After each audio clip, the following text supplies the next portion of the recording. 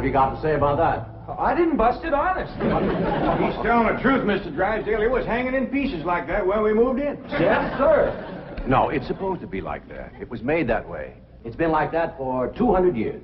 200 years? Hey, this house is older than it looks. Jethro? Oh, I plumb forgot. Granny wants to see you. Skedaddle. All right, Uncle Jed. Nice boy. His ma, my cousin Pearl, gave me the notion to move out here. Well, I'm most grateful to her. Oh, but first, I wanted to explain about this priceless crystal chandelier. It was designed and made for Louis XV, hung in the Hall of Mirrors at Versailles.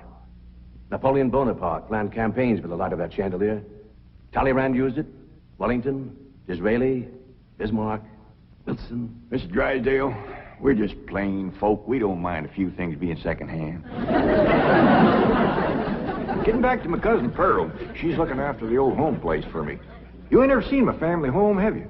No, I haven't, Mr. Clampett. It's a dandy. Yes, those southern mansions are beautiful. I suppose it has the large white pillars. It did, but we bring them along and put them on the beds out here. No, you see, I was referring to wooden pillars. Oh, I ain't never slept on one of them. We had everything first class back home. Sure hope Pearl's taking good care of that place.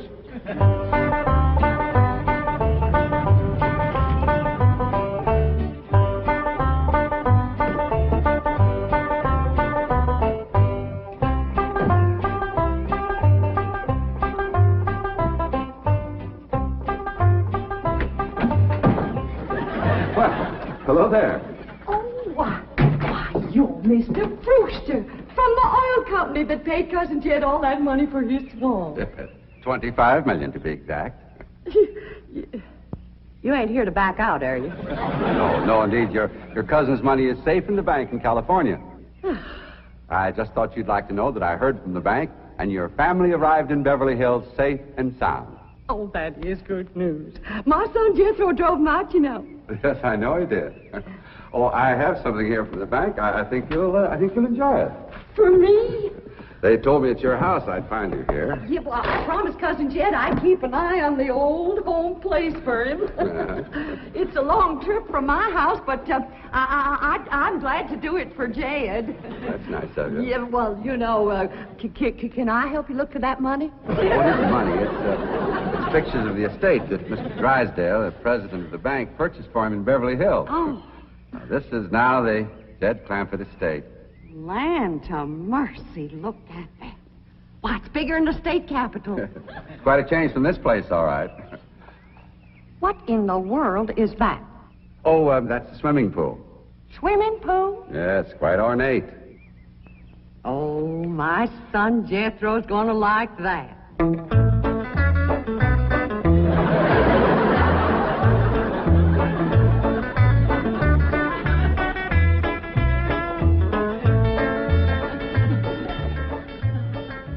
Granny, when we's done washing, can I go swimming here in the cement pond? Of course not. I don't allow nobody to splash around in my wash water. Ain't there no place else you can wash? This cement pond's the only water we got. Place ain't got a well, it ain't got a creek. Ain't even got a rain barrel to catch what comes out of the sky. Oh, and that banker fella seen me unloading your wash tub and scrubbing board. He said, why, you can throw that away. We don't use them things here in Beverly Hills. Now, you listen here to me, boy. I don't care how other folks live in Beverly Hills, but us Clampetts is gonna be clean. Yes, ma'am. May not have it as nice as we have it back home in the cabin. Plump right in the house and everything.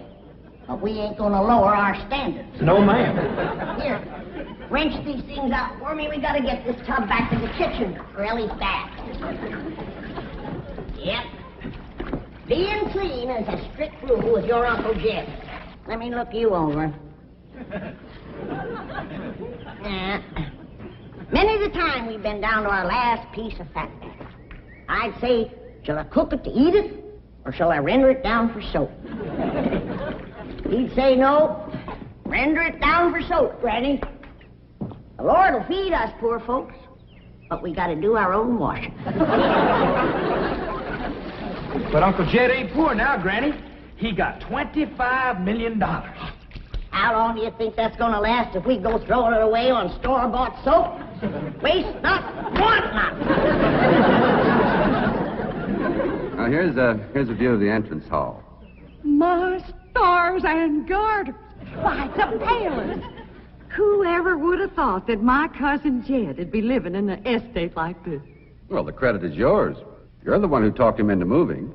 Oh, well, I put the notion in his head. But it was really kind of Elly May when. Yes, his daughter will have a wonderful life as a Beverly Hills debutante. Can't you just see that beautiful girl descending this magnificent stairway? I sure can.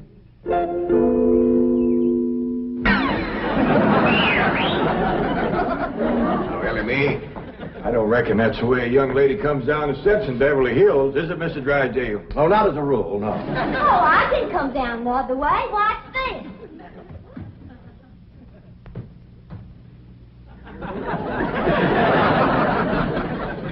How's that? Well, that's not exactly what I had in mind. Well, show me. No, my secretary will show you. Oh, she's in town doing some shopping for you. Oh, what's she getting me? Now, that's going to be a surprise, Elly, but it's some things you've been a-needing, and they're going to be pretty, and you're going to like them. Things I've been a-needing? A set of muskrat traps. A three-blade frog sticker? Nope. A ready-made slingshot. Now, Elly, you way off the track. Now, you wait till Miss Hathaway gets here, and you'll see. Yes. Well, I'll be pushing along to the bank.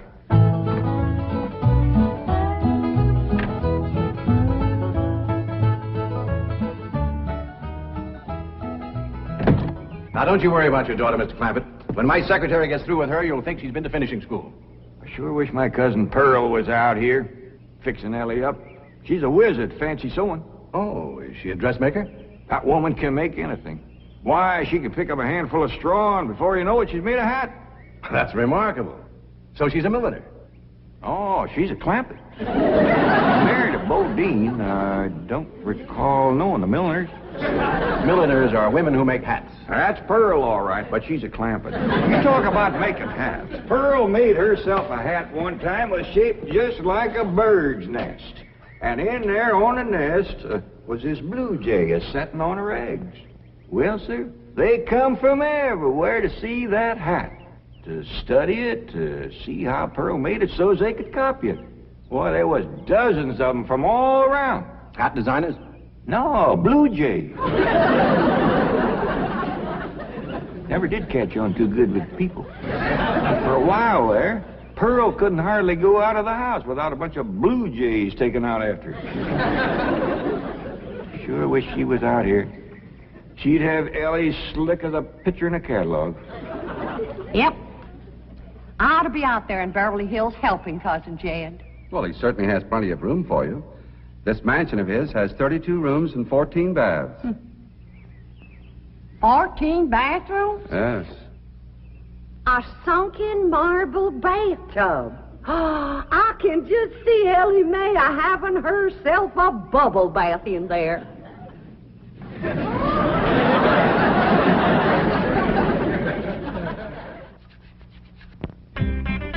I tell you, Mr. Brewster, the more I see of these pictures, the more I want to get out there and help Cousin Jed. Of course, I wouldn't go without being asked. Well, naturally. But, you know, I think you should go. I've been asked. Well, now, it's not exactly my province. Well, why don't you telephone your cousin and talk to him? Oh, why, they ain't a telephone within 40 miles of this place. Nearest one, I guess, is at the International Emporium, clean over to Oxford. Well, I'll be happy to drive you over there. Oh, I couldn't let you drive me all that way just to use telephone. Busy oil company man like you. That's 40 miles. There's no trip at all in this car. No, I couldn't do it. Why, folks that see me riding in this big, shiny car with a tall, good-looking city fella, why, sure as the world, they'd think that... Let's go. Well, what about your horse and buggy? Oh, just untie Bessie's. You go on home.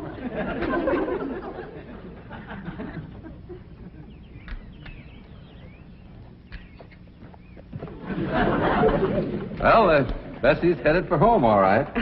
Mrs. Bodine, how long has your buggy been hitched there? About an hour, why? Why, Blue Jay built her nest on the seat and she was sitting on her eggs. Oh, shoot. I wanted to wear that.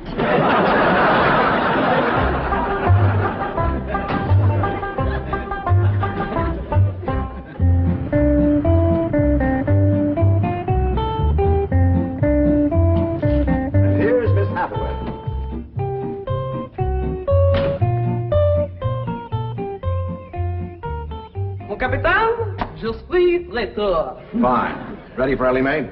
Gentlemen, aided and abetted by the gossamer garments, exotic lotions, and other feminine appurtenances within these cartons, I am ready to assume the role of Pygmalion and transform that barefoot galatea into a striking and sophisticated paragon of Beverly Hills literature.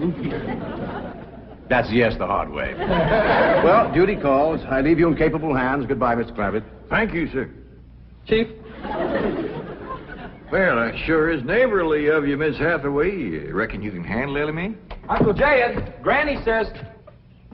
Oh, howdy, Miss Hathaway. No. Bonjour, Jethro. Here are them things in for Miss Hathaway, Jethro. I think she kind of likes you, boy. She does? Well, I can't take them into the house. That's what I come out here to tell you. Granny says that all the men folks got to stay out of the house while Elly May's taking her bath. Oh. But isn't Elly May bathing in the privacy of her own bedroom suite? Hear what she called you? Sweet. What's the matter with him? Why doesn't he answer? Hey, he's just a little shy, I reckon. Ask him again. Is Elly May in her bedroom suite? No, she ain't, darling. Fine, I'll find her myself. Uncle Jed, I got me a girl. You sure have, boy, and a city girl, too.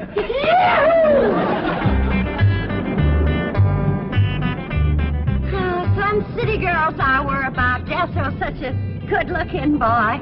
Every girl in the 5th grade was after him. I hardly think anything serious can develop between boys and girls in the 5th grade. Oh, I don't know. So far this year, there's been 3 couples out of Jethro's class get married. Married? 5th grader? Parson's nearly as busy in that school as the teacher. That's amazing.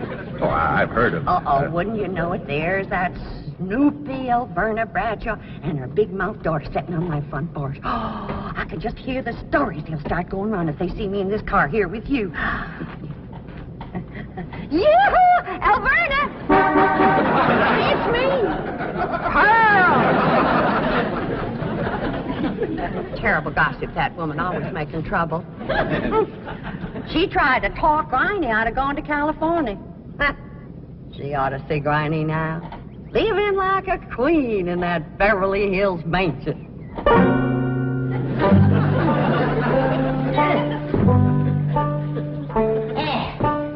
I should have listened to Alverna Bradshaw and stayed home. We had a pump right in the house. Didn't have to choke water a quarter of a mile. Oh, you ready to get rinsed off, Elly? Well, not yet, Granny. Should have washed my hair. No, you better wait till I can catch some rainwater. That pond water smells like it's got medicine in it. I wondered why there's no fish in that pond. Yeah, I reckon that water killed them fish.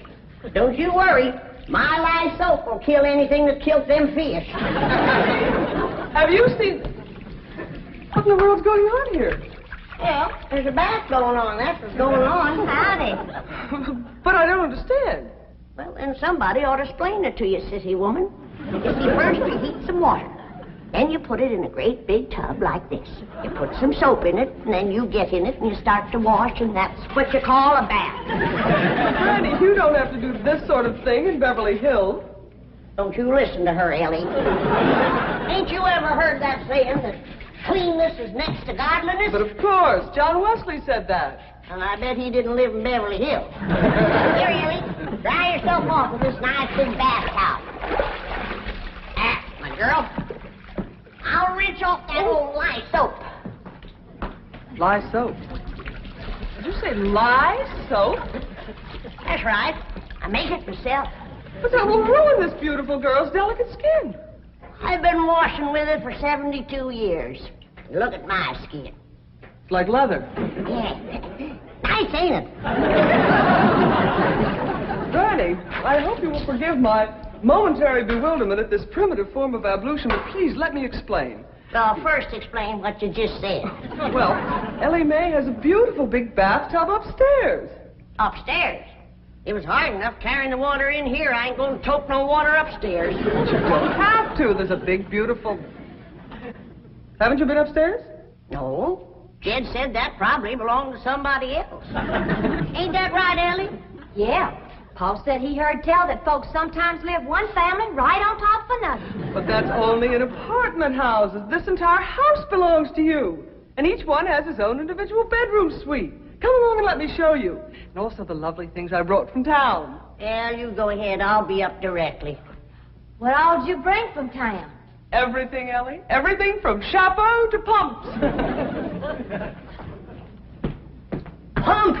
Praise the Lord. Now I won't have to tote water. Jethro? Yeah, Uncle Jed? Now, you're going to be keeping company with a girl. Is there any questions you like to ask me? What kind of questions? About girls. How much you know about girls? They softer than boys. Yeah, I reckon. Generally speaking. And they shorter and rounder. Yeah? And the hair's longer and it smells sweet when you snuggles up to 'em. Oh, so you've been doing some snuggling, have you? I've done more than that. Well, I reckon you better tell me about it. Who was she? Prettiest girl in the hills. Big Mouth Bradshaw. Well, Verna's girl. I heard tell she's kind of fast. Is she ever? Uncle Jed, I was walking past the cabin, and Big Mouth, she calls out the window to me. She says, "Howdy, Jethro." She says, "My ma's just made a big batch of cookies. Come on in and have some." And I says, "Sure your ma won't mind?" And she says, "Ma's gone, and so's Pa. I'm here all alone." Well, Uncle Jed, I was in that house before you could wink an eye. Can't say as I blame you. No sooner was I inside, the Big Mouth, she puts a music record on the phonograph machine and commences to sashaying around, a twisting and a turning.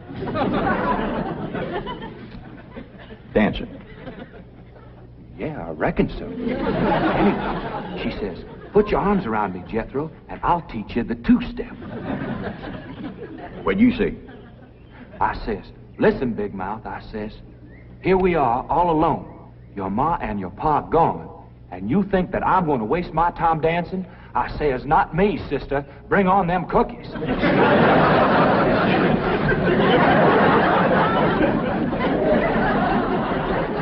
What'd she say? Well, Jed, you and Jethro can start digging the well. That city woman brought us some pumps. That's fine, Granny. We'll get right to it. What'd that Bradshaw girl say when you said bring on them cookies? well, she just held up them cookies like this here, kind of blinked her eyes at me, and said, "Jethro, which do you think it tastes sweeter, these here cookies or my lips?" Well, Uncle Jed, right then and there's when I found out she was fast. I grabbed them two cookies, and it took me 2 miles to outrun that gal.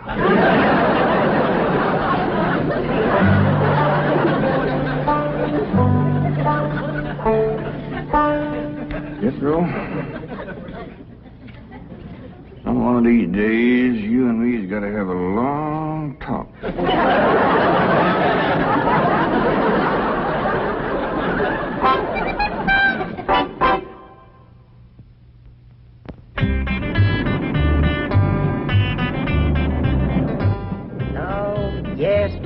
He's a lady killer, that bar of mine. While Verna Bradshaw's daughter traced him all the way home one day. Sounds like Jethro has a lot of charm and sex appeal. Oh, he has. It's funny how a daughter can take after her father and a boy can favor his mother. Yes. I ought to be out there looking after Jethro. You know Jed's going to need him to help garden a place this big. Well, most Beverly Hills mansions have regular gardeners. And, of course, a complete sprinkling system. Sprinkling system? Oh, yes, indeed. That entire lawn is crisscrossed with underground pipes. Land to mercy.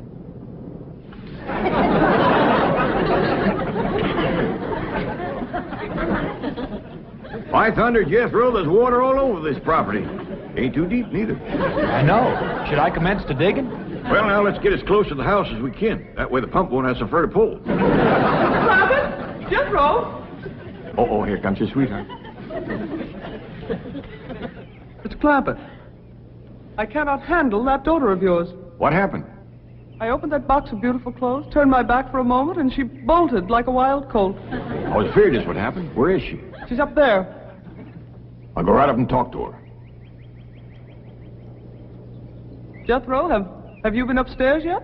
No, ma'am. Then you've got a surprise coming to you. What is it? Your sweets. So are you. No.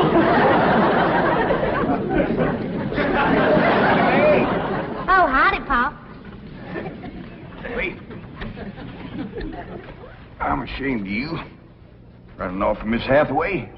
I didn't run away from Miss Hathaway. What'd you climb up here for? To cut a fork for that new store-bought slingshot she brought. Did she bring you a slingshot? Fanciest thing you ever did see.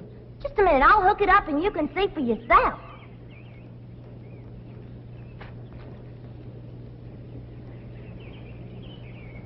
Look at that. Doggone. A store-bought, lace-trimmed, double-barrel slingshot. Ain't it a doozy? I don't know how good I can aim it, but it'll sure throw a heap of rocks. Yeah. They really need me out there. Why, I could work wonders for Elly Mae with my fancy sewing and beauty secrets and hairstyling and everything. Of course, I had to learn all those things, not having a husband to support me. Didn't you say it was 40 miles to the town of Oxford? That's right. Well, we've already driven 110 miles. Why, land to mercy, I forgot to tell you the turn off. Well, long as we come this far, maybe we ought to go right on to California.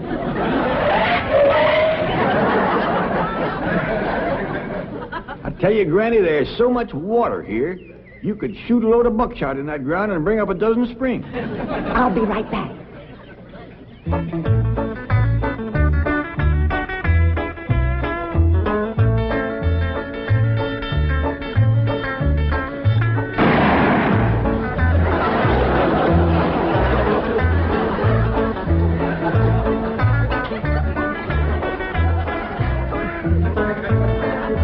I ain't never missed yet.